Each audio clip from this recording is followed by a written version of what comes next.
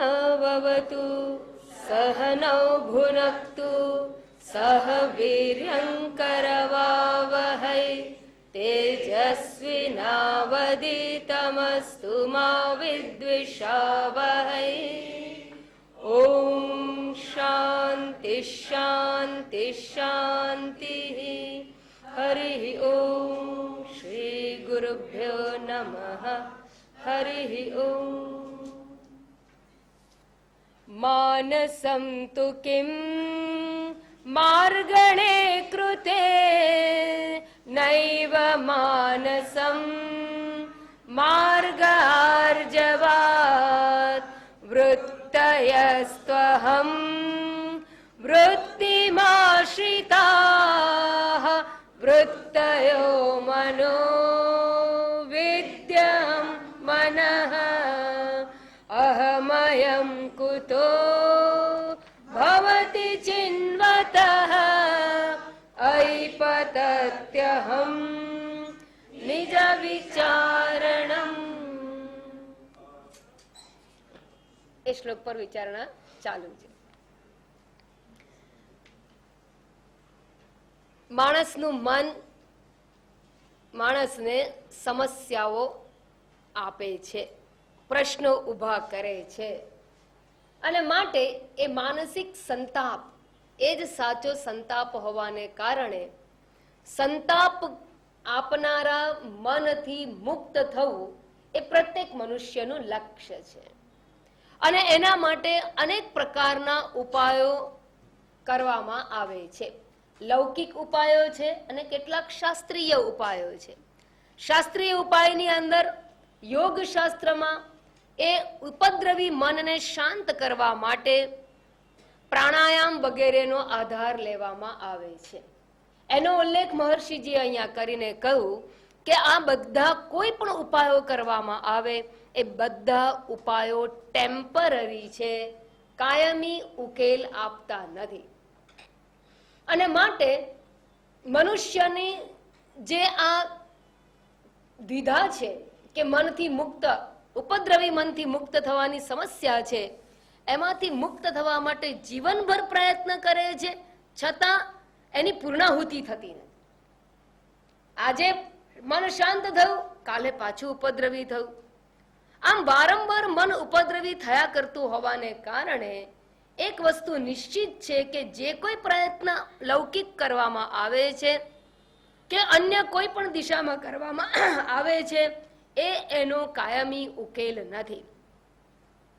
કાયમી ઉકેલ જો કરવામાં આવે તો આ ઉપદ્રવી મન ક્યારેય ઉપદ્રવ ઉત્પન્ન કરી શકે નહીં. કોના જેવું?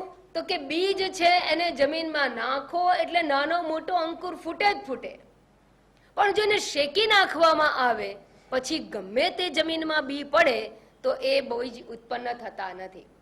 તો એવો ઉકેલ કેવી રીતે પ્રાપ્ત થાય? તો એનો ઉપાય મહર્ષિજીએ 14મા શ્લોકમાં કહ્યો અને કહ્યું એક ચિંતનાત નાશમ એતિ. એકના ચિંતનથી એ નાશને પ્રાપ્ત થાય છે. એકના એટલે એકડાના, એકડાના નહીં, જે એકડા રૂપે રહેલો છે તે, અર્થાત જે અદ્વિતીય છે તે, એ જ એકડો છે, બાકી બધા તો મીંડા જ છે. અને એવો જે એક પરમાત્મા છે, અદ્વિતીય પરમાત્મા છે, એનું ચિંતન કરવાથી આ ઉપદ્રવી મનનો નાશ થઈ જાય છે. આવું તો કહી દીધું, પણ પ્રશ્ન એ થાય કે ઉપદ્રવી મનનો નાશ કરનારાનું જીવન કેવું હોય? ઓ તો કૃતાર્થ થઈ જાય, નષ્ટમાનોત્કૃષ્ટ યોગિનઃ. અને કૃતાર્થ થઈ જાય અર્થાત એને જે કરવા જેવું બધું પૂરું થઈ જાય એને સિદ્ધ પુરુષ કહેવાય, એને મહાપુરુષ કહેવાય. એના જીવનમાં તમામ પુરુષાર્થો સમાપ્ત થઈ જાય છે, કઈ કરવાનું બાકી રહેતું નથી. અને અહીં કૃતાર્થતાની પ્રાપ્તિ આ એકના ચિંતનથી થાય છે.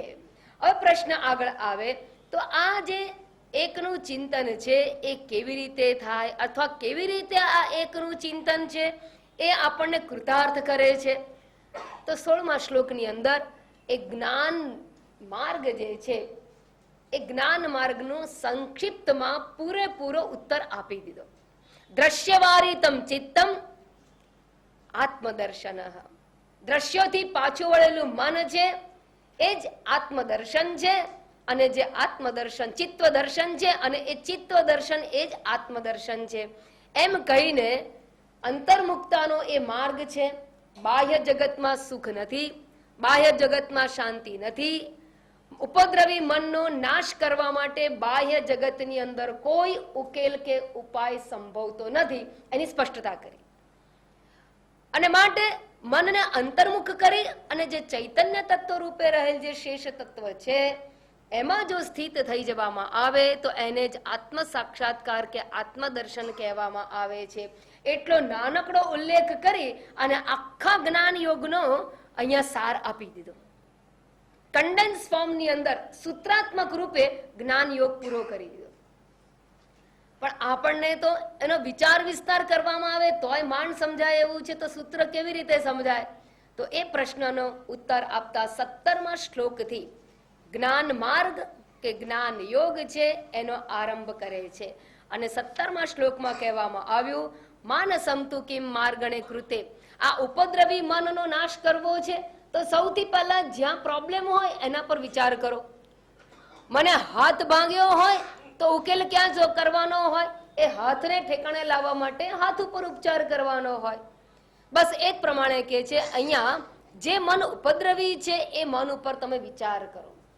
માનસમ તુ કિમ માર્ગણે કૃતે. અને રખે એવું સમજતા કે મન સિવાય બીજું બધું ઉપદ્રવી છે. કશું જ ઉપદ્રવી નથી, માત્ર મન ઉપદ્રવી છે. બધા પ્રોબ્લેમ્સ એ માનસિક જ છે. મન એવ મનુષ્યાણામ કારણમ બંધ મોક્ષયોઃ. ઉપનિષદે પણ કહી દીધું કે મન જ આપણે બંધન અને મુક્તિનું કારણ છે. એટલે દુઃખનું કારણ માત્ર ને માત્ર મન છે, જગત નથી. અને માટે અંતર્મુક્તા એ જ એનો ઉકેલ છે એમ કહ્યું. તો અંતર્મુખ થવું એટલે શું ને શું કરવાનું? તો એને પહેલું પગથિયું આપતા કહ્યું, માનસમ તુ કિમ માર્ગણે કૃતે. અર્થાત આ મન શું છે એના ઉપર વિચાર કરો. Start enquiring about mind. તો શું સમજાશે? નહીં માનસમ, મન જેવું કઈ છે જ નહીં એવું તમને સમજાશે. આ તો જે આટલી બધી જેને મહત્તા આપી, જે વસ્તુ આટલો મોટો સમસ્યા સર્જે છે એ કહે છે જ નહીં. તો કે હા, આ તો કોથળામાંથી બિલાડું નહીં, બિલાડું ના નીકળ્યું. આ તો એવું લાગ્યું કે અંદર કંઈક છે અને અંદર મસાલામાં કંઈ છે જ નહીં. મન કેવું છે? તો કે પેલા ભ્રાંત સર્પ જેવું. એ શોધવા ગયા એ સાપને તો ખરેખર દેખાયો જ નહીં. કેમ? એ તો કંઈ છે જ નહીં. બસ એવું આ મનનું છે. અને આ જ ઉપાય એ સાચામાં સાચો છે, કાયમી છે અને સીધો છે. સીધો છે અર્થાત નેશનલ હાઈવે છે. નેશનલ હાઈવે એટલે શું? Express highway. એક્સપ્રેસ હાઈવે એટલા માટે કહેવાય કે ત્યાં પછી બીજી કોઈ ઉપલબ્ધિ સેવાની મળે નહીં તમને. You have to just run and run and run. અને એકવાર એ પણ ચડી ગયા ને પાછા ના આવાય. There is no U turn. અર્થાત તમે જો એકવાર આ માર્ગે આગળ વધો તો તમને પછી કોઈ બીજા સપોર્ટની જરૂર પણ નથી. અને પછી પાછા આવાય નહીં એટલે શું કે બીજું કંઈ પણ આ જગતની અંદર તમને સાર જેવું લાગશે પણ. એવો આ માર્ગ છે. પણ હવે આ મન છે એ છે જ નહીં એવું સમજાય કેવી રીતે? ફર્ધર એનો સ્ટેપ આપતા કહે છે, વિચારણાની દિશા આગળ લઈ જતા કહે છે, વૃત્તયસ્ત્વહમ વૃત્તિમાશ્રિતાઃ. આ મન ઉપર પહેલા વિચાર કરો. તો મન ખરેખર શું છે? તો કે મનની અંદર બે પ્રકારની વૃત્તિ છે. કેટલી વૃત્તિઓ? તો કે અહમ અને ઇદમ વૃત્તિ. હું તો સાર કહું છું એટલે આગળ વધારે ચર્ચા નહીં કરું. અહમ વૃત્તિ અને ઇદમ વૃત્તિ બે પ્રકારની વૃત્તિ. એટલે હું વિચાર અને આ વિચાર, આ કે તે બધું આવી ગયું એમાં. એક હું અને બીજું મારા સિવાયનો બધા વિષયનો વિચાર. એટલે હું વિચાર અને તે વિચાર કે આ વિચાર કે તું વિચાર. અને એ બધા ઇદમ વિચાર જે છે એ આ અહમ ઉપર આશ્રિત છે.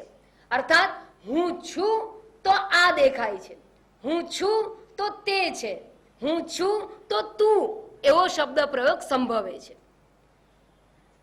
નાના જહાં બદલાયના પણ થાય લય પોતામહી. શી મૂર્ખતાએ ઊંઘની, જ્યાં હું નહીં ત્યાં જગ કહી. ઊંઘમાં કોણ નથી? હું નથી, મારા માટે જગત નથી. એ પણ સાબિત કરી આપે છે કે પહેલા હું છું, પછી જગતના વિચારો છે. પહેલા હું છું તો જગત છે. હું ઉઠું છું તો કહું છું કે સૂર્ય ઉગ્યો છે. એવું નહીં કે સૂર્યોદય થયો એટલે હું જાગી. ના, મેં સૂર્યને અસ્તિત્વ આપ્યું. હું છું તો સૂર્ય છે, હું છું તો જગત છે. આમ જગત વિષયક જેટલા વિચારો છે એ બધા હું વિચારને આધીન છે, આશ્રય છે. આ હું જે છે એને અહમ વૃત્તિ અથવા અહંકાર કહેવામાં આવે છે. અને માટે બધા વિચારોને કે મનને જો એ હું પર આશ્રિત હોય તો એ હુંને આધારે હોવાથી મન એટલે બીજું કંઈ નહીં, હું વૃત્તિ.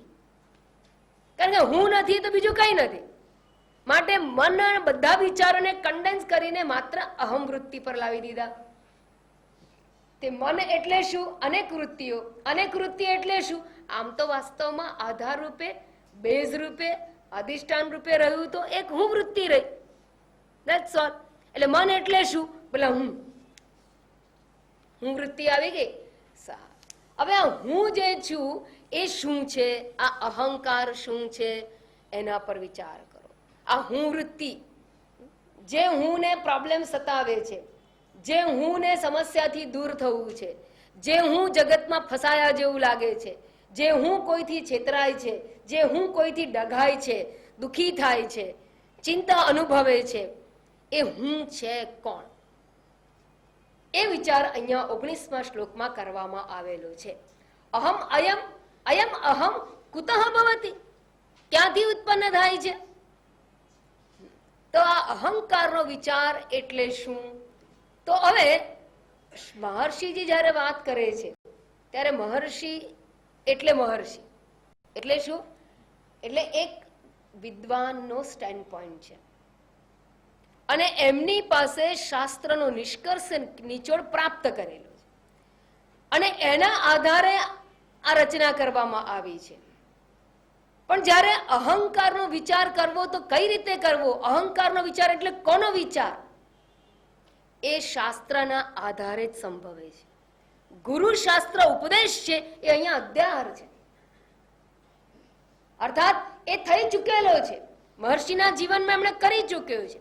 અને માટે મહર્ષિજી from the back of his mind એ જાણે છે. શું જાણે છે? કે આ અહંકાર છે એ વાસ્તવમાં છે જ નહીં, વાસ્તવમાં આત્મા જ છે. અહંકારની ઉત્પત્તિ આત્મ સ્વરૂપના અજ્ઞાનથી થઈ છે. એ એમના મનની અંદર જાણે છે. બરાબર સમજો? હા, આ કયા દ્રષ્ટિકોણથી બોલે છે અને કેમ આપણને સમજવું અઘરું પડે છે? કારણ કે એમણે શાસ્ત્રનો અભ્યાસ કરેલો છે, શાસ્ત્ર વેદતા છે અને માટે એમને સત્ય શું છે ખબર છે. અને માટે કહે છે કે અહંકાર ક્યાંથી ઉત્પન્ન થાય છે? તો શાસ્ત્રમાં એવું જણાવવામાં આવેલું છે કે આ અહંકાર એ મિથ્યા છે, સર્પવત ભ્રાંતિ છે અને એ ભ્રાંતિની ઉત્પત્તિ હંમેશા કોઈ પ્રકારના અજ્ઞાનમાંથી થાય. ભ્રાંતિ અજ્ઞાનથી જન્મે. દરિયા કિનારે ચાલતા હોઈએ અને આપણને ચાંદી જેવું દેખાય અને આપણું મન લલચાઈ જાય કે આજે ચાંદી મળી ગઈ એટલે શું શુકન થાય, લાવો ચાંદી લઈ લો. મન ધંધામાં લાભ થવાનો લાગે છે, આ ચાંદી મળી, શુકન થયા. હવે એ ચાંદી લેવા જાય. કેમ જાય છે? એને ખબર નથી કે આ તો છીપલી નથી, લાંબી ચાંદી છે. છીપલી એને ખબર છે છીપલીમાં ચાંદીની ભ્રાંતિ થાય છે, પણ એને એમ થયું કે આ ચાંદી છે એ સિગરેટના ખોખાનું કાગળ, સિલ્વર પેપર હતો. લેતી વખતે ખબર પડી ગઈ અરે આ તો મોટી ભૂલ થઈ ગઈ. કારણ કે લેવાય તો કોઈના દેખતા આમ લેવાય નહીં. પગ ધીમેરે આમ મૂક્યો અને પગની આંગળીઓ આમ વાળતાની સાથે ખબર પડી કે આ પતરું નથી, આ તો કાગળ છે. પણ એની જે પ્રવૃત્તિ થઈ, કેમ થઈ? ચાંદી બુદ્ધિથી પ્રવૃત્તિ થઈ. જો ચાંદી બુદ્ધિ પ્રાપ્ત ન થઈ હોત તો પ્રવૃત્તિ ન થાત. ચાંદી બુદ્ધિ કેમ પ્રાપ્ત થઈ? કારણ કે એને ખબર નથી કે આ કોઈ અહીંયા બેઠું બેઠું સિગરેટ પીને કાગળ ફેંકીને એને જોયું નથી, એને ખબર નથી શું પડ્યું છે, કોણે ફેંક્યું છે કે કેવી રીતે આવ્યું છે, એ કાગળ વિશે અજ્ઞાન છે. માટે એ કાગળના અજ્ઞાનથી ચાંદીની ભ્રાંતિ ઉત્પન્ન થાય. ભ્રાંતિ હંમેશા અવિદ્યાથી ઉત્પન્ન થાય. બંને બાજુથી સમજો. આ બહુ બેઝિક સ્ટેટમેન્ટ છે, ફંડામેન્ટલ ને કે ઇક્વેશન જેવું છે. ભ્રાંતિ હંમેશા અજ્ઞાનથી જન્મે અને અજ્ઞાનથી હંમેશા ભ્રાંતિ જ જન્મે. અજ્ઞાનથી જે કંઈ ઉત્પન્ન થાય એ ભ્રાંત જ હોય. અવિદ્યામાંથી જન્મે એ ભ્રાંતિ હોય અને ભ્રાંતિનો જન્મ અવિદ્યામાંથી જ થાય. આટલી આ સ્પષ્ટ વાત સમજ. હવે આ જે વાત છે એ વાત શાસ્ત્રએ કરેલી છે. શું કે ભાઈ ખરેખર તો તત્વમ અસી, તું તે પરમાત્મા છું. તું જેને હું કે છે આ અહંકાર તું નથી, તું પરમાત્મા છે. તો હું કોણ? હું અહંકાર કે પરમાત્મા? બે તો હોય ના શકે. જ્યારે બે સત્યની વાત કહેવામાં આવે, એક જ અધિષ્ઠાનની અંદર બે વસ્તુની વાત કહેવામાં આવે તો ચોક્કસ એમાં એક મિથ્યા હોય અને એક સત્ય હોય. એક જ ચળકતા પદાર્થની અંદર બે વસ્તુ જોવામાં આવે કે કાગળ છે કે ચાંદી છે, બંને તો હોય જ ના શકે.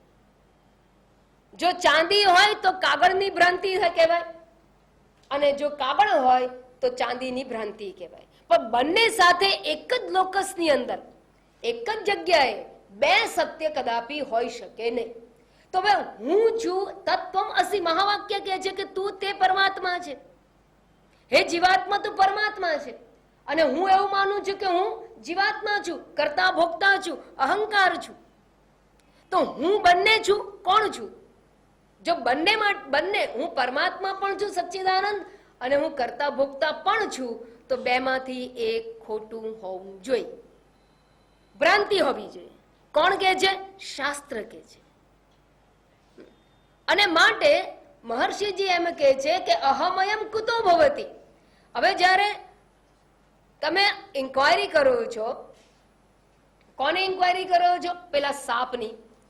તો સાપની તપાસ કરો છો કે દોરીની તપાસ કરો છો? દોરીની. સાપ તો ખરેખર છે જ નહીં, તો તપાસ કોની કરશો? તપાસ સાપની.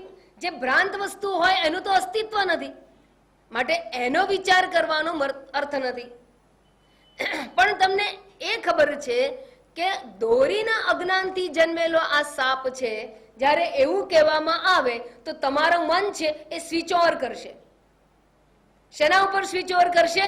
કે ખરેખર દોરી છે. દોરી હોય તો કેવી હોય? અને આ દોરી છે ખરેખર, કેમ કે દોરી આવી હોય અને એ વસ્તુ છે આમાં કે સાપ છે. સમજાય છે? એટલે દોરીના વિચારથી ઇન્ક્વાયરી શરૂ કરો છો. સાપ અને દોરી એ બે બુદ્ધિ છે. શંકા છે સાપ છે કે દોરી છે. જ્ઞાની કહે છે દોરી છે. તમે જુઓ છો પ્રત્યક્ષ પ્રમાણ દ્વારા સાપ જુઓ છો. હવે તમે એન્ક્વાયરી જે તપાસ શરૂ કરો છો, શેની કરો છો? આ પેલા ભાઈ છે તો જ્ઞાની કહે છે કે દોરી, તો દોરી કેવી હોય? આ દોરી હશે કે નહીં? દોરી હોય તો હલે નહીં, સાપ હોય તો હલે. દોરી હોય તો એક સરખી હોય થ્રુ આઉટ, સાપ હોય તો પૂંછડી સાંકડી હોય. અનેક પ્રકારના વિચારો તમારા મનમાં આવશે અને એમ કમ્પેરિઝન કરીને તમે દોરીનો વિચાર દ્વારા આગળ વધો છો. એ જ પ્રમાણે અહમયમ કુતો ભવતી, આ અહંકાર શું છે? અહંકાર સર્પવત ભ્રાંતિ છે અને આત્મા સત્ય છે એવું શાસ્ત્રએ જણાવ્યું છે. માટે હવે આત્મ તત્વના દ્રષ્ટિકોણથી અહંકારને વિચારવાનું છે. જેમ દોરીના દ્રષ્ટિથી તમે સાપનો વિચાર કરો છો કે છે કે નહીં, એની સત્યતા ચકાસો છો, એમ આત્માના દ્રષ્ટિકોણથી અહંકારની સત્યતા ચકાસવામાં આવે. અને આ બધું requires traditional teaching of our scriptures. બેકગ્રાઉન્ડની અંદર ધીઝ આર ઓલ રિક્વાયર્ડ. જે અહીંયા મહર્ષિજી પાસે છે. અને માટે અહીંયા આગળ મહર્ષિજી એમ કહે છે કે અહંકારનો વિચાર કરવો એટલે શું, તો કે આત્માના દ્રષ્ટિકોણથી વિચાર કરવો. એટલે અહંકારની શોધ એટલે અહંકારના અધિષ્ઠાનની શોધ. અહંકારનું અધિષ્ઠાન એટલે કે મૂળ. અહમયમ કુતો ભવતી, કસ્માત, કસ્માત મૂલાત ઉદ્ભવતી, એટલે એનું કારણ, એનું મૂળ, એનું અધિષ્ઠાન, એનો વિચાર કરવાનો છે. અર્થાત અહંકારનું મૂળ એ આત્મા છે. એટલે આત્મ વિચાર કરવો એ જ અહંકારની શોધ છે. અહમયમ કુતો ભવતી શું કહે છે? અહંકારનો વિચાર એટલે આત્મ વિચાર કરવો. આનાથી શું થશે? આત્મ વિચાર કરવાથી કોનું જ્ઞાન થાય? જેનો વિચાર કરો એનું જ્ઞાન થાય. જો સર્પનો વિચાર કરશો તો સર્પ દ્રઢતાને પ્રાપ્ત થશે. સાપ છે, હા સાપ તો બહુ ઝેરી હોય, સાપ તો આવો હોય, એટલે તમે સાપનો વિચાર કરશો ને તો ભયમાંથી મુક્ત નહીં થાવ, કદાપી ભયથી મુક્ત નહીં થાવ, તો મુક્તિનો પ્રશ્ન બાજુ પર જ રહેશે. અને જે તમે કરી જ રહ્યા છો એને કરવાનું કહેવાની જરૂર નથી. મારું અહમ ગવાયો, હું દુખી, હું સુખી, હું આ કરું, મેં આ કર્યું, મેં આ નથી કર્યું, આ અહંકાર વિચાર તો ચાલુ જ છે તમારો. તો અહંકાર વિચાર કરવાનો ઉપદેશ આપવાની જરૂર પણ ક્યાં છે? એટલે માટે અહીંયા અહંકાર વિચાર કરવો એટલે અહંકારના અધિષ્ઠાનનો વિચાર કરો. એટલે મહર્ષિજી કહે છે કુતો ભવતી, શેમાંથી ઉત્પન્ન થયું છે એ અધિષ્ઠાન પર વિચાર કરો. અને એ આત્મવિચાર એટલે કે દોરી સના વિચારથી તમે જો સાપનો સત્યતા ચકાસવા જશો તો તમને સર્પનું મિથ્યાત્વ સમજાશે. બાકી સર્પનો વિચાર કરવા જશો તો સર્પની ભ્રાંતિ દ્રઢતાને પ્રાપ્ત કરશે, જે વાસ્તવમાં ભ્રાંત છે. કોણ કહે છે? જેને દોરીનું જ્ઞાન છે એ કહે છે. કોણ કહે છે? અહંકારના દ્રષ્ટાંતની અંદર શાસ્ત્ર કહે છે. શાસ્ત્ર કહે છે કે તું આત્મ સ્વરૂપ છું અને હું અનુભવું છું કે હું તો કરતા ભોગતા છું, મારા કર્મનો ફળ ભોગવનાર છું અને હું કર્મનો કરતા છું, એ હું કહું છું. અને જ્ઞાનીજનો કે શાસ્ત્ર કહે છે તું સચ્ચિદાનંદ આત્મા અકર્તા અભોગતા છું. અને માટે અહંકારનો વિચાર એટલે આત્મવિચાર. અને આત્મવિચારના દ્રષ્ટિકોણથી શું થશે? આત્મવિચારણા કરવાથી તો કે આત્મવિચારણા કરવાથી આત્મ અજ્ઞાન દૂર થશે. જેનો વિચાર કરો, તપાસ ચલાવો, એનું જ્ઞાન થાય. દોરીના વિચારથી દોરીનું અજ્ઞાન દૂર થાય અને દોરીનું અજ્ઞાન દૂર થાય તો દોરીનું જ્ઞાન થાય. એમ આત્મ વિચારણાથી આત્મ અજ્ઞાન દૂર થશે. આત્મ અજ્ઞાન દૂર થવાથી આત્માનું જ્ઞાન થશે અને આત્માનું જ્ઞાન એટલે જ સર્પનું મિથ્યાત્વ. આત્માનું જ્ઞાન એ જ સર્પ, દોરીનું જ્ઞાન એ જ સર્પનું મિથ્યાત્વ કહો, સર્પનો બાદ કહો કે સર્પનો નાશ કહો. હું ત્રણેય શબ્દો સાથે વાપરું છું કારણ કે નાશ શબ્દ અહીંયા મહર્ષિજી વાપરે છે.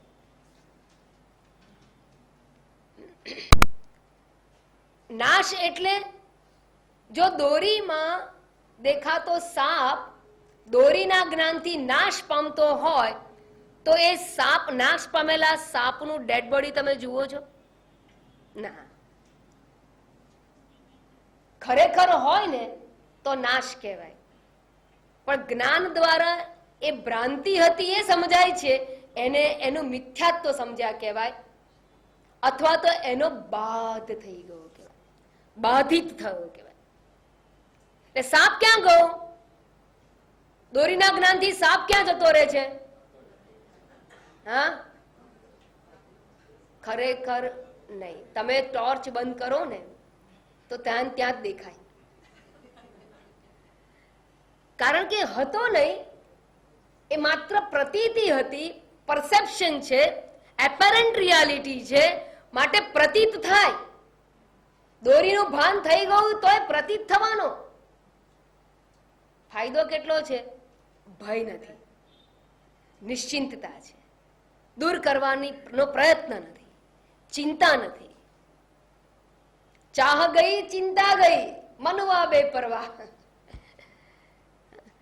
સાપ માટે નહીં, આપણને ચિંતા નથી, ભય નથી, એને દૂર કરવાનો પ્રયત્ન નથી. ભલે ને દેખાય.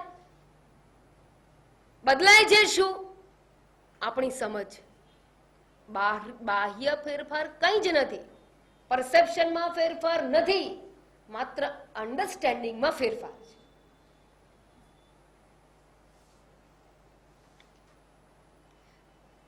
એટલે કે છે કે અહમયમ કુતો ભવતી ઇતિ ચિન્વતઃ. આ પ્રમાણનો વિચાર કરો તો શું થશે? તો હવે આપણે દ્રષ્ટાંત જોયું, દાષ્ટાંત પર આવે કે આત્મવિચારણા કરવાથી શું થશે? અહંકારનો મૂળ એટલે અધિષ્ઠાન, અધિષ્ઠાન એટલે આત્મા. એનો વિચાર કરવામાં આવશે તો એના વિચારથી આત્માનું અજ્ઞાન દૂર થશે. આત્મવિષયક અજ્ઞાન દૂર થવાથી શું થશે? આત્માનું જ્ઞાન. અને આત્માનું જ્ઞાન એટલે જ અહંકારનો બાધ. બાધ કો, નાશ કો કે મિથ્યાત્વ કો. મિથ્યાત્વનું ભાન. બરાબર? તો આ ત્રણ વસ્તુ આપણને સમજાશે. એનાથી શું થશે?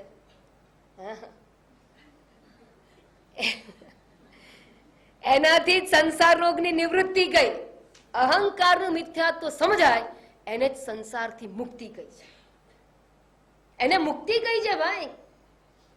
આજ મુક્તિ છે, આજ મોક્ષ છે. વિચારીશું પછી આગળ. આપણે અત્યારે આગળ જઈએ છીએ, અહીંયા સમજી લઈએ કે અયી પતતિ અહમયમ કુતો ભવતી ચિન્વતઃ.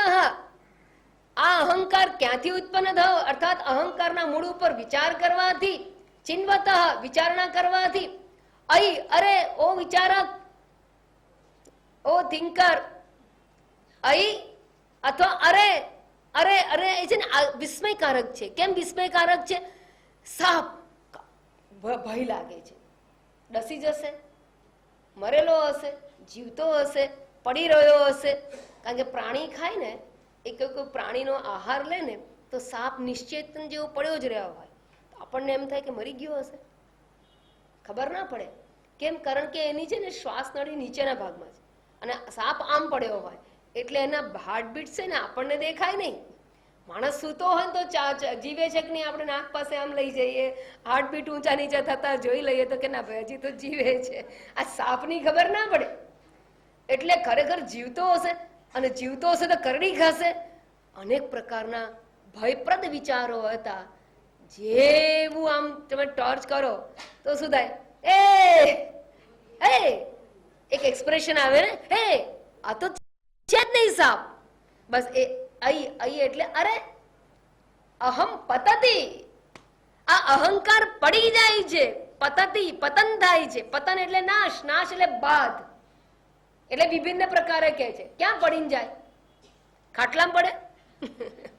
ક્યાં પડે? ક્યાં? અહંકાર પડી જાય. પડી જાય છે એટલે બાદ થઈ જાય છે. અહી પતતિ શનાથી નિજ વિચારણમ. નિજ એટલે આત્મ સ્વરૂપના વિચારની વિચારણાથી આ અહંકાર પડી જાય છે. અર્થાત એનો નાશ થાય. એટલે નાશ એટલે કે બાદ થાય છે. બાદ થાય છે એટલે શું? સાપનો બાદ થયો એટલે શું? Is just clear understanding. That's all. બાહ્ય કોઈ ફેરફાર નથી.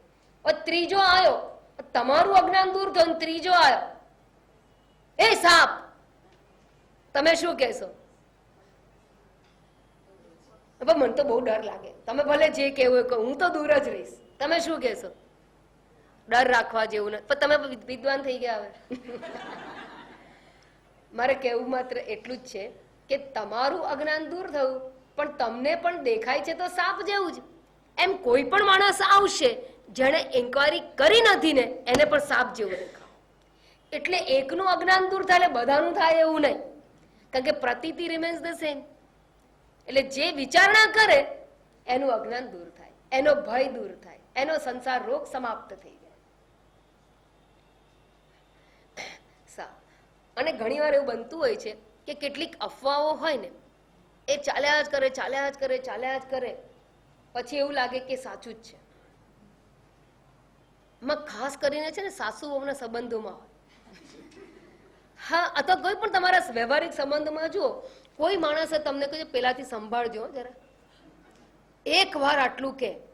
હવે તમે જ્યારે એને મળો ને ત્યારે એ બિચારા બહુ જ સારા હોય, તમારા માટે અનહદ લાગણી હોય, પણ તમે જ્યારે એને મળો ને ત્યારે તમારા મનમાં શું આવે? સંભાળજો. અને એ સંભાળજો સંભાળજો સંભાળજો જેટલી વાર તમે, હવે બહુ બિચારી છોકરી બિચારી ગઈ હોય અને ધારો કે કોઈ માસી કે કાકી આવીને લગ્ન પહેલા કહી ગયા હોય કે તારી સાસુથી તું સંભાળજે. હવે સાસુ તો રોજ દર્શન કરવાના, રોજ વ્યવહાર કરવાના, હવે થાય શું? સંભાળજે સંભાળજે સંભાળજે. એનું ભૂત સવાર થાય, કાકીની વાત બરાબર. 1-2 વર્ષ પછી તો, કારણ કે એવા 4-5 તો ખટરાક થઈ ગયા હોય, ક્યાંક તો આપણું મન દુઃખ થયું હોય, અને માટે પોઝિટિવ થિંકિંગ હોય નહીં, એ સાચી ખોટી માન્યતા એટલી દ્રઢ થઈ ગઈ હોય કે 2 વર્ષ પછી એ કાકી સાચા લાગે. એ ખોટા હોય તો સાચા લાગવાના. કેમ? કારણ કે એ ખોટી વિચારણાનું વારંવાર રટણ થવાને કારણે એ સત્યતાને પ્રાપ્ત કરે છે. આખું જગત એ રીતે જ સત્યતાને પ્રાપ્ત કરે. રિયલી સ્પીકિંગ આખું જગત એ રીતે જ સત્ય બન્યું છે. કેટલા સમયનું? 2 વર્ષના અનુભવમાં તો તમને સત્યતા લાગવા માંડે તો 2 જન્મ નહીં, કેટલાય જન્મો, 200 જન્મો લીધા હશે કે જે જગતને સત્ય માનવાની વિચારણામાં આપણે જીવ્યા છીએ. અને એવું જ આ અહંકારનું છે. દીર્ઘકાલીન અસ્તિત્વ જ્યારે લાગે ત્યારે આપણે એને જાણે કે સત્ય હોય એવું માની બેઠતા હોઈએ છીએ. પણ વાસ્તવમાં શાસ્ત્ર કહે છે, જ્ઞાનીઓનો અનુભવ છે, તર્ક સિદ્ધ પણ છે. આટલી બધી વાર કેમ લાગે સ્વીકારવામાં? કારણ કે બહુ જન્મોના સંસ્કાર છે, દ્રઢ સંસ્કાર, માટે સ્વીકારતા વાર લાગે છે. પેલો એકવાર સાપને જોઈ લઈએ પછી આપણને ફરી ભ્રાંતિ નથી થતી, પણ આ અહંકાર રૂપી સર્પ છે ને, હા, એ તો ખબર નથી ક્યારે ને ક્યારે પછી જાગ્યા જ કરે. એટલે અષ્ટાવક્રજી જનકજીને કહે છે, અહમ કરતે ત્યહમ માન મહાકૃષ્ણ હિ દંશિત. હું કરતા છું એ બુદ્ધિ એ મહાન કાળા નાગથી ડસેલા જેવું છે. એકવાર નાગથી ડસ્યા એટલે ઝેર ચડી ગયું, એટલે અહંકર્તાનું ઝેર ચડેલું છે આપણે. મહાન કાળા સર્પથી ડસેલા જેવું છે. કરતા નતું તી હું કાલમે, કોઈ કાળે આપણે કરતા છીએ જ ને, અને છતાં એને આપણે સત્યતા આપી બેઠેલા છીએ. અને કેટલો વિચાર કરીએ, આપણે માટે તો કરીએ, પણ પેલાએ આવું કેમ કર્યું, પેલાએ આવું કર્યું, ઢકડાએ આવું કર્યું, ફલાણા ટીકર, એની અંદર તો આપણું જીવન ખલાસ થાય, આખું જીવન વીતી જાય છે આ ભ્રાંત વિચારોની અંદર. તો એટલે એ અહીંયા હવે પ્રશ્ન એ જાગે કે આ મિથ્યા અહંકાર જે છે એ પડી જાય છે. આ અહંકારની મિથ્યા સત્તા કેવી રીતે છે એ થોડો વિચાર કરી લે. અહંકાર છે શું કે તમે એને મિથ્યા કહો છો? તો કે વાસ્તવમાં શાસ્ત્રનો અભ્યાસ કરો તો સમજાય છે કે અહંકાર એટલે શું. અહંકાર નામની વાસ્તવમાં કોઈ વસ્તુ નથી. એ કોના જેવો છે? આપણા ઘરની અંદર, બાથરૂમમાં નહીં, ઘરની અંદર ઠેર ઠેર હોય છે. શું હોય છે? મિરર. ઠેર ઠેર હોય. કબાટની ઉપર મિરર ચોટ્યા હોય, દિવાલ ઉપર મિરર ચોટ્યા હોય, બાથરૂમમાં તો હોય જ હોય, મિરર હોય. કે પેલા પટારો, પેલો પેટી આવે ને તો પેટીમાં ઉપર મિરર હોય. પેલા કોઈ પર્સ રાખે ને તો પર્સમાં અંદર મિરર હોય. દર્પણ, આ દર્પણ જે છે એ હોય તમારા પર્સમાં. દર્પણ, પર્સ કરે બહુ સારું, કેમ નજીકમાં હોય. જેટલું નજીક હોય ને દ્રષ્ટાંત એટલું જલ્દી સમજાય. આ પર્સમાં જે મિરર છે એ મિરર અને તમે બે છો. કોઈ તમને કે દર્પણ આપો તો તમે આપી શકો, તમે આવો તો તમે જઈ શકો. તમે બે વસ્તુ છે. પણ જયારે દર્પણ એટલે કે પેલા પર્સ ખોલીને દર્પણમાં તમે આમ જુઓ છો તો શું દેખાશે દર્પણમાં? હા, રિફ્લેક્શન ઓફ વોટ? હા, my own self, my own face. My own face will get reflected. મારું મુખ જો ત્યાં દેખાય, એ મુખને શું કહેવાશે? મોઢું નહીં કહેવાય, પ્રતિબિંબિત મુખ છે તો મુખ જ. કોઈ પૂછે કે આ કોણ છે? હું જ છું. હું એટલે પ્રતિબિંબિત હું, પ્રતિબિંબિત હું એટલે કે પ્રતિબિંબિત મુખ. હવે કોઈ એમ કહે છે, તમે જોઈ રહ્યા છો પ્રતિબિંબિત મુખ છે, દર્પણ છે, તમે છો, અને હું એમ કહું છું કે મને તમારા પર્સમાં રસ નથી, બરાબર, મને તમારું કામ નથી. કેમ તમે બહુ બોલ બોલ કરો? મને તો ખાલી તમારું પેલું મોઢું છે ને સામે એ આપી દો, મને માત્ર પ્રતિબિંબિત મુખ આપો. આપી શકો? કેમ ના આપી શકો એ કહો.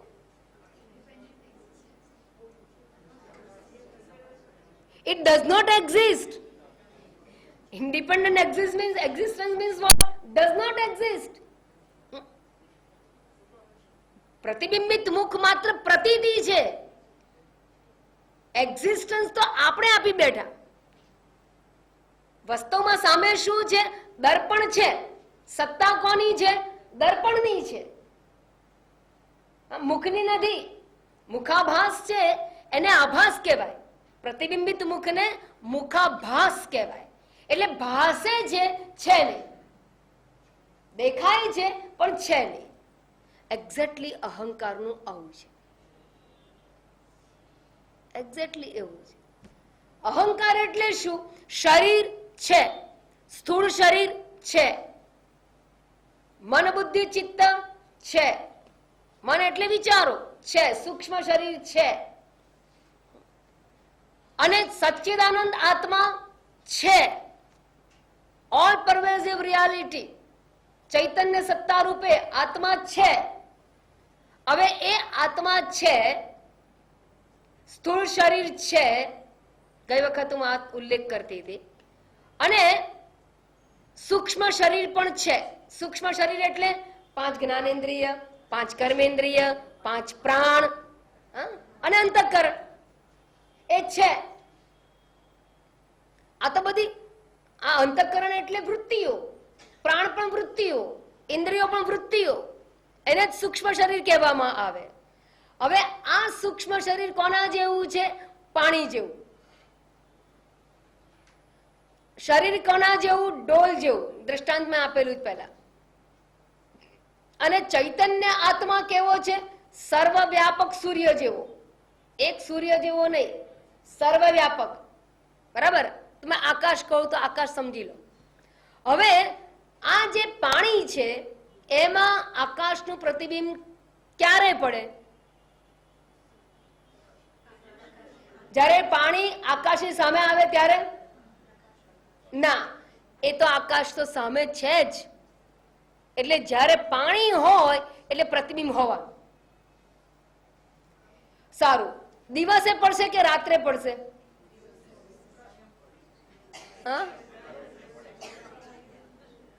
અરે આકાશમાં તારા હોય, તમારા પાણીમાં તારા અને આકાશ દેખાય કે નહીં? દેખાય કે નહીં? તો રાત્રે પડે કે નહીં? પડવાનું. કેમ? સૂર્યનું પ્રતિબિંબ રાત્રે ના પડે. તમે દ્રષ્ટાંતની અંદર છે ને જરાક વધારે આમ વિચારો. એક પેલું સૂર્યપ્રકાશનું સમજી બેઠા છો ને એટલે બીજું વિચાર નથી કરી શકતા. સૂર્યનું પ્રતિબિંબ દિવસે પડે, કારણ કે દિવસે હોય. જે દિશામાં તમે ડોલ મૂકો, ઘરમાં ના હોય, અમુક દિશામાં રાખો ત્યારે પડે, કારણ કે સૂર્ય એકદેશી છે. આત્મા સર્વદેશી છે અને નિત્ય છે. ચૈતન્ય આત્મા નિત્ય છે અને સર્વદેશી છે. એમ આકાશ દ્રષ્ટાંતની અંદર સર્વવ્યાપક છે, નિત્ય છે. એટલે રાત્રે તારાવાળું આકાશ પ્રતિબિંબિત થશે, ચંદ્રવાળું આકાશ પ્રતિબિંબિત થશે, દિવસે સૂર્યવાળું આકાશ પ્રતિબિંબિત થાય છે. આકાશ તો પ્રતિબિંબિત થવાનું જ છે. કેમ? કારણ કે પાણીનો સ્વભાવ છે, પાણીનો એક નેચર એવો છે કે કોઈ પણ વસ્તુ એની સામે આવે એને રિફ્લેક્ટ કરે. એ સ્વાભાવિક છે, નેચરલ છે, વિધાઉટ એની એફર્ટ, નેચરલ છે. એ જ પ્રમાણે આ દ્રષ્ટાંત જોઈ લીધું, હવે દાષ્ટાંત પર આવે. એ જ પ્રમાણે આ સ્થૂળ શરીર છે એ પણ છે. પાણી જેવું સૂક્ષ્મ શરીર પણ છે. બરાબર? સૂક્ષ્મ શરીર છે અને ચૈતન્ય વ્યાપક આત્મા છે. હવે સૂક્ષ્મ શરીર એ પાણી જેવું છે. પાણી જેવું એટલે શું? કે ભાઈ જેમ પાણી કોઈ પણ પદાર્થનું પ્રતિબિંબિત કરવા માટે સક્ષમ છે, સમર્થ છે. The surface can reflect anything. બસ એ જ પ્રમાણે સૂક્ષ્મ શરીરની સરફેસ એવી છે કે એ ચૈતન્ય આત્માને પ્રતિબિંબિત કરે છે. જેમ સૂર્ય છે, આ ટેબલ છે, આ લાઇટ છે, ટેબલ છે, રિફ્લેક્ટ થશે ના, કારણ કે એ surface is not meant for reflection. પણ અહીંયા મિરર હશે તો રિફ્લેક્ટ થશે. એ જ પ્રમાણે સૂક્ષ્મ શરીર છે, એનું કન્સ્ટ્રક્શન એવું છે, એનું ટેક્સચર એવું છે કે એ ચૈતન્ય આત્માને રિફ્લેક્ટ કરે છે, પ્રતિબિંબિત કરે છે. જેમ આપણે આની સામે જોઈએ છે કશું થતું દેખ ખબર પડતી નથી શું છે, પણ દર્પણ હોય જે બંને જડ છે, બંને ઘન પદાર્થ છે, પણ દર્પણ એક એવી સરફેસ છે કે જે મારા મુખને રિફ્લેક્ટ કરે છે, ટેબલ નથી કરતું. આટલું સમજાય છે ને? તો હવે સૂક્ષ્મ શરીર છે એ ચૈતન્ય આત્માને પ્રતિબિંબિત કરે છે. હવે પ્રતિબિંબિત થશે, એ પ્રતિબિંબ કોનું પડે છે? આત્માનું. કોના જેવું હશે? આત્મા જેવું. મારા પર્સની અંદર આટલો નાનો મિરર હોય, આનું આમ જો, પ્રતિબિંબ કોનું પડે છે? મારું. મારું મોઢું આટલું છે, આટલું તો મારું નાક છે, મારું મોઢું આટલું દેખાય છે અંદર આખું,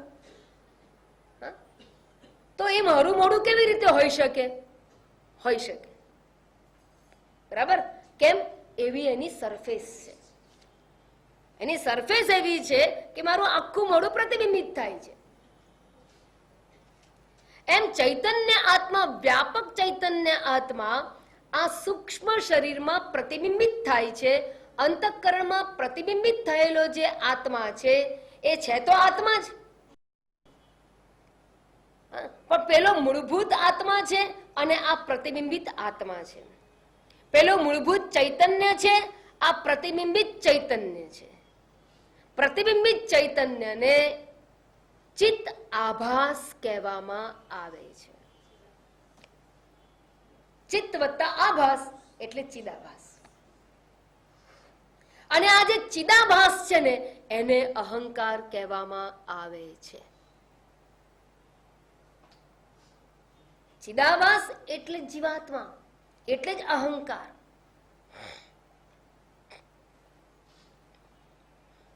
હવે એની સત્તા કોના જેવી થઈ? સત્તા છે ખરી? ના. એટલે કે જે અયપતત્યહમ નિજ વિચારણમ. બરાબર? હવે આપણે આગળ વિચારણા કરીએ કે વસ્તુ સત્તા કોની છે? સૂક્ષ્મ શરીરની છે, સ્થૂળ શરીરની છે અને ચૈતન્ય આત્માની છે. ચૈતન્ય આત્મા કેવો છે? મૂળભૂત આત્મા જેની સત્તા છે. કંટાળ્યા નથી ને?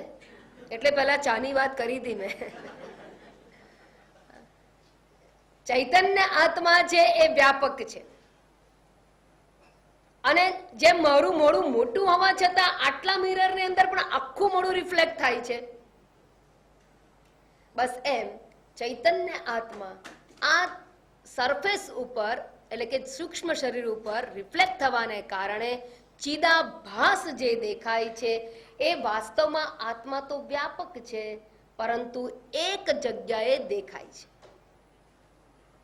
એક જગ્યાએ દેખાય છે. એ કેટલી જગ્યા રોકે છે? કેટલી જગ્યા રોકશે? પ્રતિબિંબિત ચૈતન્ય કેટલી જગ્યા રોકશે? જેટલું વ્યાપક સૂક્ષ્મ શરીર. સૂક્ષ્મ શરીર જેટલું એટલે અર્થાત સૂક્ષ્મ શરીર કેવડું છે? મર્યાદિત. એટલે મેં ડોલનું દ્રષ્ટાંત આપ્યું કે ડોલ કેવી છે? મર્યાદિત. ડોલની અંદર પાણી કેટલું? મર્યાદિત. એમ સ્થૂળ શરીર મર્યાદિત, એમાં રહેલું સૂક્ષ્મ શરીર મર્યાદિત. માટે પ્રતિબિંબિત જે વસ્તુ થશે એ આમ આત્મા મહાન અને વ્યાપક હોવા છતાં ઉપાધિ, સૂક્ષ્મ શરીર એ ઉપાધિ, ઉપાધિ એટલે જેની અંદર રિફ્લેક્શન થાય છે તે, એ માધ્યમ મર્યાદિત હોવાને કારણે ચિદાભાસ મર્યાદિત જણાય છે. એટલે મર્યાદિતતા આત્માની નથી, મર્યાદિતતા ઉપાધિની છે, સૂક્ષ્મ શરીરની છે. સારું. એ ચૈતન્ય આત્મા જણાય છે ક્યાં? લોકેશન શું છે? સૂક્ષ્મ શરીર. તો કઈ જગ્યાએ ચિદાભાસ છે?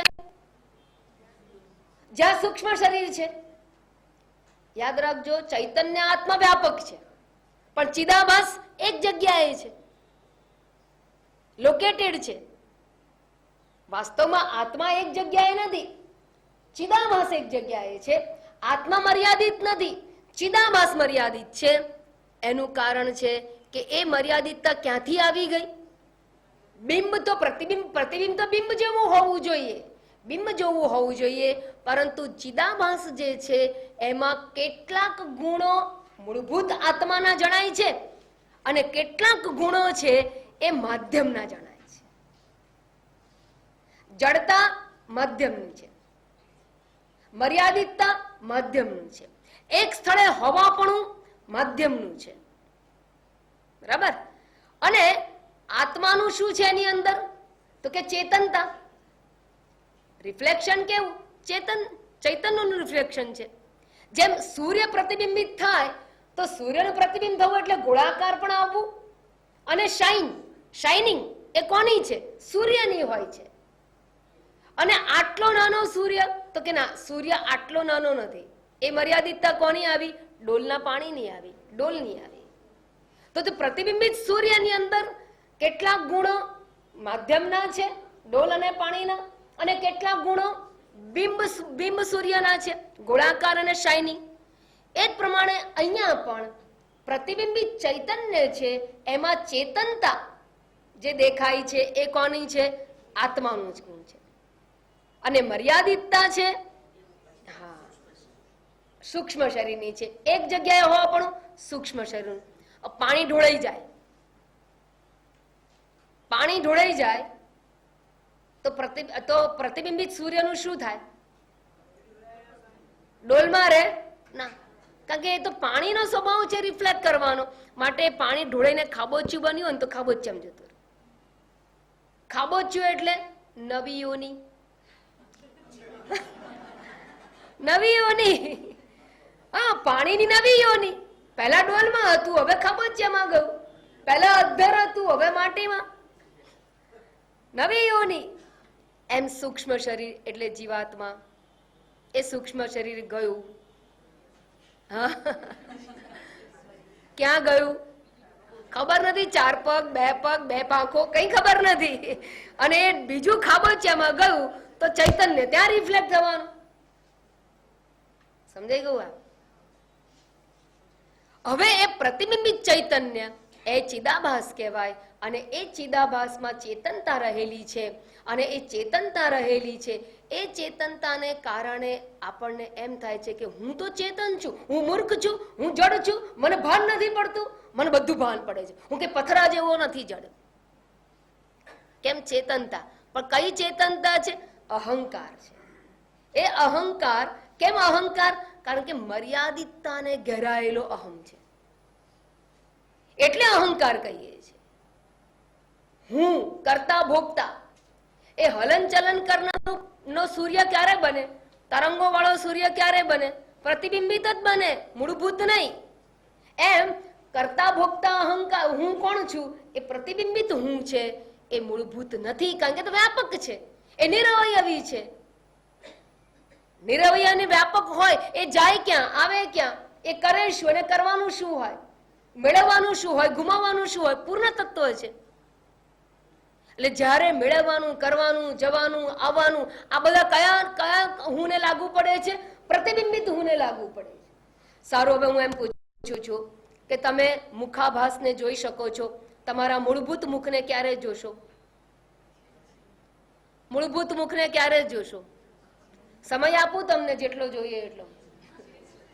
જિંદગી પૂરી થાય છતાં પણ મૂળભૂત મુખને જોઈ શકાય નહીં.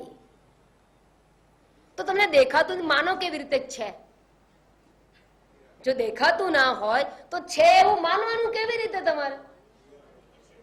સાબિતી શું? સાબિતી શું? લો, સાબિતી તો જોઈએ ને. ભલા માણસ, મુખાભાસ છે એ જ એની સાબિતી છે.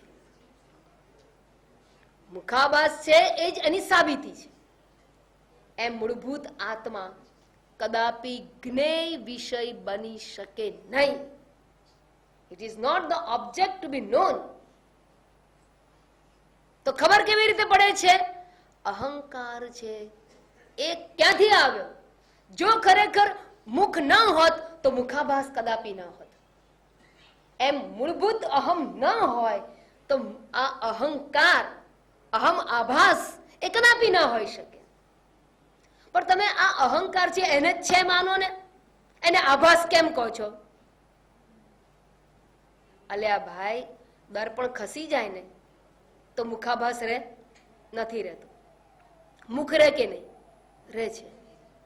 દર્પણ ફૂટી જાય તો મુખ રે છે. એમ તમે ઊંઘી જાઓ ચાલુ ક્લાસે, ધારો કે ના તમે નથી ઊંઘતા, ધારો કે ઊંઘી જાઓ તો અહંકાર ગયો, તમે છો. તમે છો. અહંકાર આવનાર જનાર છે, જે આવે ને જાય એ સાચો હું નહીં, જે કાયમ હોય એ સાચો હું. બરાબર? એટલે આપણે અહંકારને આભાસિત અહમ કયો, અને આભાસિત અહમ જ જણાય, સાચો અહમ જણાય નહીં, કારણ કે જ્ઞેય વિષય બની શકે નહીં. અને એ જ્ઞેય વિષય બની શકે નહીં છતાં પણ એ છે, કારણ કે અહંકારનું આવવું જવું એ જ બતાવે છે કે મૂળભૂત કોઈ ચૈતન્ય હાજર છે. નહીં તો આ ચૈતન્યવંતો અહમ આવ્યો ક્યાંથી? એ જ બતાવે છે કે મૂળભૂત ચૈતન્ય આત્મા છે.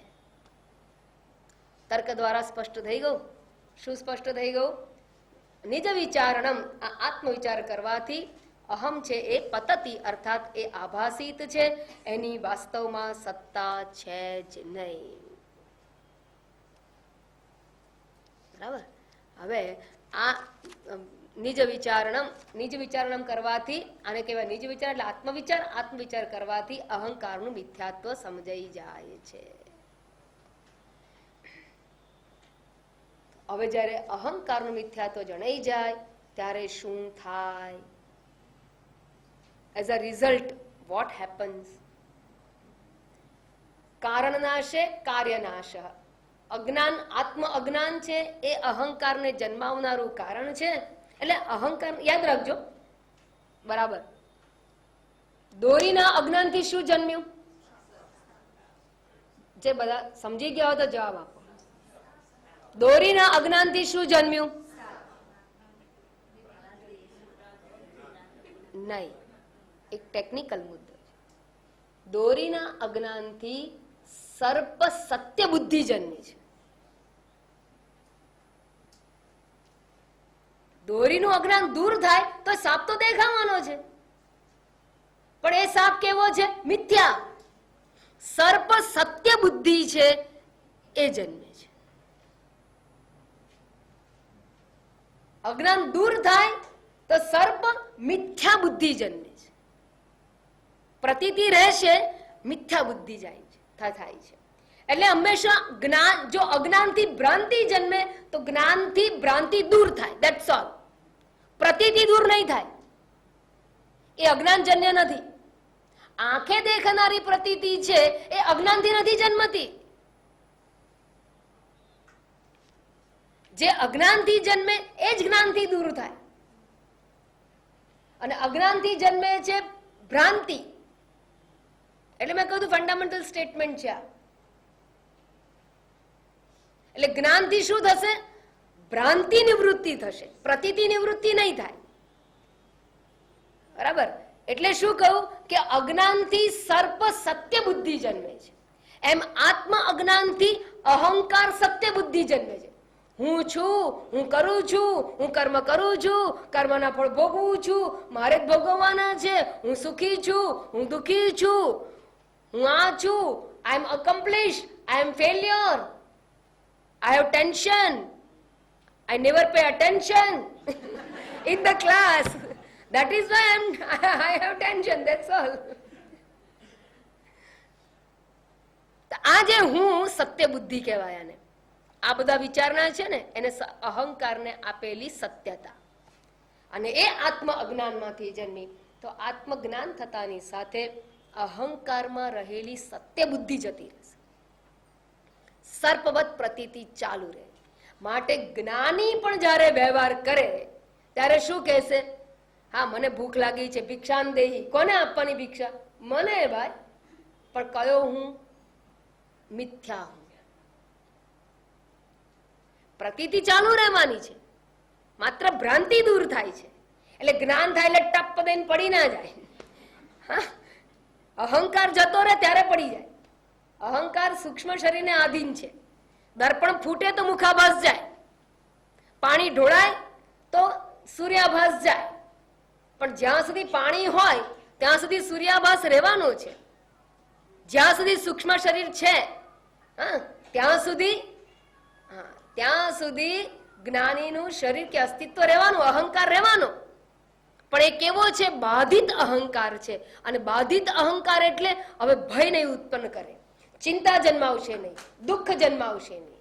જેમ બાધ પામેલો સર્પ છે એ ચિંતાજનક નથી, ડરજનક નથી, એ પ્રમાણે અહંકાર હોવા છતાં એ કર્મના બંધનમાં પાડનારો નથી.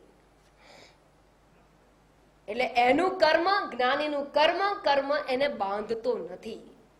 એટલે જ્ઞાની પણ કહેશે કે હું જઉં છું, હું બોલું છું, હું સૂવું છું, હું ખાઉં છું, હું આવું છું, પણ એનો અહંકાર બાધિત છે. એનો અહંકાર સત્ય નથી. અજ્ઞાનીમાં આ અહંકાર સત્ય બુદ્ધિ છે, જ્ઞાનીમાં આ અહંકાર મિથ્યા બુદ્ધિ છે. આટલો જ ફેર, માત્ર આટલું. માત્ર આટલો એટલે સમજાય છે ને?